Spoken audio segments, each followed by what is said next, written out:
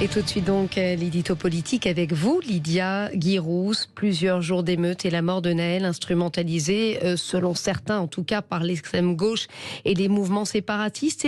C'est le problème de la crise d'autorité, la décivilisation qui nous expose à la figure, Lydia.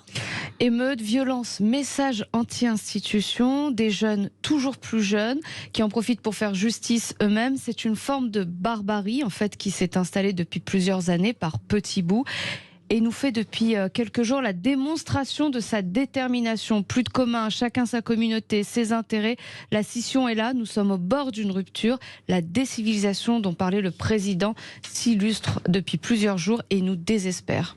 Et pourtant, il y avait de nombreux signaux, quasiment tout le monde le dit. Et ce n'est pas faute, avec tant d'autres, d'avoir tiré la sonnette d'alarme quand il n'était pas Charlie, quand il crachait à la figure des pompiers, quand ils agressent les soignants, les enseignants, que les parents sont complices, quand la police craint pour sa sécurité quand elle est en civil, et les élus pour leur vie et leur famille.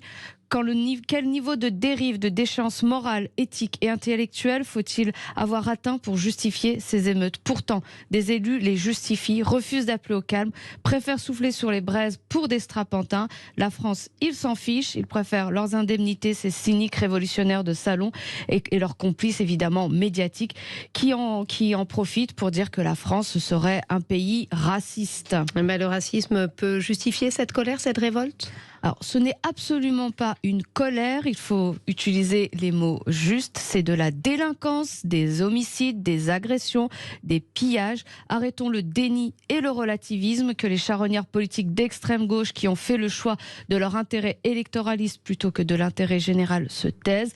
L'histoire les jugera comme ceux qui justifient ces émeutes par le fait que la police serait raciste ou que la France serait raciste. Oui, il y a du racisme, ça existe, mais ni l'institution police ni la France n'est raciste.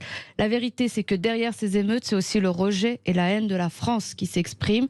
Ils veulent détruire ce pays qu'ils n'aiment pas, alors qu'ils sont pour beaucoup majoritairement français. Et là est l'enjeu, il va falloir assimiler des Français parfois de deuxième et troisième génération, assimiler et refaire des Français de cœur.